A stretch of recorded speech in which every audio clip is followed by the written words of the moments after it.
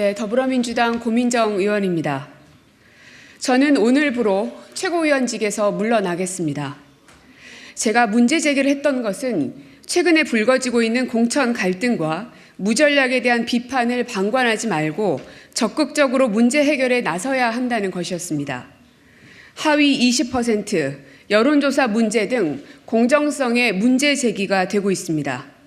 총선 전략이 보이지 않는다는 문제 지적이 우리 진영 안에서도 반복적으로 거론되고 있습니다.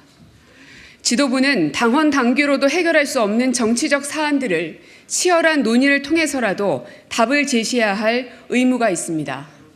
그렇기 때문에 선거 결과에 대한 책임을 늘 지도부가 져왔던 것입니다. 저는 지금의 위기를 지도부가 책임을 갖고 치열한 논의를 해서라도 불신을 걷어내고 지금의 갈등 국면을 잠재워야 한다고 생각했습니다. 그런 논의조차 되지 않는다면 최고위원회의는 아무 의미가 없다고 판단했던 것이고 제 문제 제기로 인해 지금이라도 논의 테이블이 열리기를 기대했습니다. 그러나 제게 돌아온 답은 차라리 최고위원에서 물러나라는 답이었습니다. 민주당 중진 의원님의 공개적인 답변이어서 무겁게 듣지 않을 수 없었습니다. 지금 민주당은 가장 큰 위기에 직면해 있습니다. 그 위기는 다름 아닌 불신입니다. 그리고 우리의 이런 위기는 국회에 마지막 희망을 걸었던 국민들에게 절망으로 이어질 그것이 두렵습니다.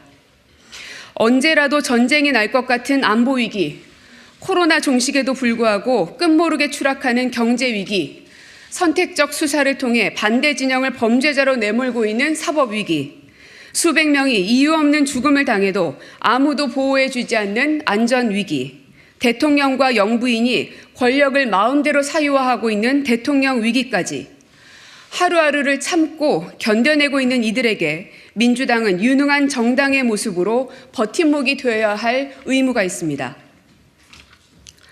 저 하나 없다고 해서 민주당이 무너진다고 생각하지 않습니다. 지금이라도 민주당 지도부가 현 위기를 심각하게 인식하고 해결책을 모색한다면 충분히 국민들께 강한 야당, 유능한 민주당으로 선택받을 수 있을 것입니다. 오늘부터 저를 이만큼의 정치인으로 키워주신 광진을 지역을 위해서 혼신의 힘을 기울일 것입니다. 그리고 광진의 승리를 반드시 이뤄내겠습니다. 부족한 저를 민주당 최고위원으로 선택해 주셨던 많은 당원 동지 여러분께 죄송하다는 말씀 드리겠습니다. 민주당이 치밀한 전략 전술로 윤석열 정권을 견제하고 총선 승리를 이끌 수 있도록 제 위치에서 할 수 있는 모든 최선을 다하겠습니다. 이상입니다.